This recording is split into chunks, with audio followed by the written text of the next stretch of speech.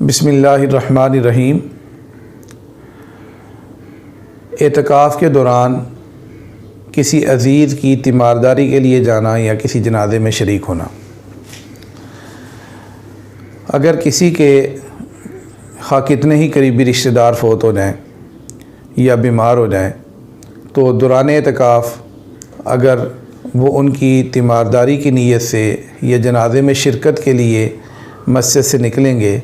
تو اس سے ان کا اعتکاف ٹوٹ جائے گا۔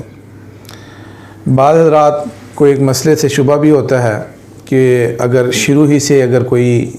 استثناء کر لیا ہو کہ میں اعتکاف میں جب بیٹھوں گا تو میں جنازے میں شرکت کروں گا یا کسی جگہ پر کوئی وعظ کی مجلس میں یا کوئی علم دین حاصل کرنے کی مجلس میں چلا جاؤں گا، تو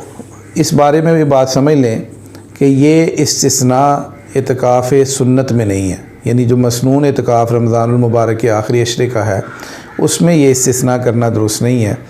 اس لیے کہ اگر یہ استثناء کریں گے تو اعتکاف پورے 10 دن کا پورے عشرے کا نہیں رہے گا، اور سنت جو ہے وہ پورے عشرے کا اعتکاف ہے۔ یہ مسئلہ ہے اصل میں منظور اعتکاف کا، یعنی نظر کسی نے اگر مانی ہو کس اعتکاف کی اور اس میں اگر اس نے استثناء کر لیا کہ میں ان کاموں کے لیے دوران اعتکاف جاؤں گا تو اس کے لیے جانے کی اجازت ہے، لیکن سنت اعتکاف میں اس کے لیے جانے کی اجازت نہیں ہے۔ البتہ اگر یہ کسی اپنی ایسی حاجت اور ضرورت کے لیے مسجد سے باہر نکلا، جیسے پیشاب پخانے کے لیے، اپنا کھانا اگر اس کا کوئی پہنچانے والا نہیں ہے تو اپنا کھانا لینے کے لیے نکلا، یا وضو اور غسل کے لیے نکلا، تو اب راستے میں اگر اس کو کوئی مریض مل گیا تو چلتے چلتے اس کی خیریت دریافت کر سکتا ہے، یا بالکل جنازہ تیار تھا تو اس جنازے میں شریک ہو گیا اور فوراً ہی سلام پھیرتے ہی وہاں سے واپس آ گیا، تو اس حد تک اس کی گنجائش ہے، اس سے اعتکاف نہیں ٹوٹے گا۔ یعنی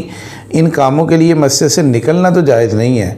لیکن اگر مسجد سے نکلا تھا، جن کاموں کے لیے اجازت ہے ان کے لیے نکلا ہوا تھا اور چلتے چلتے ٹھہرے بغیر جو ہے نا اس نے یہ کام بھی کر لیے، مطلب ہے کہ کسی کی خیر خیریت دریافت کر لی، یا جو ہے وہ کوئی بالکل جنازہ تیار تھا اور اس میں شریک ہو کے اس نے جنازہ بھی پڑھ لیا اور سلام پھیرتے ہی وہاں سے یہ واپس جلدی آ گیا، تو اس حد تک اس کی اجازت ہے، اس سے اس کا اعتکاف فاسد نہیں ہوگا۔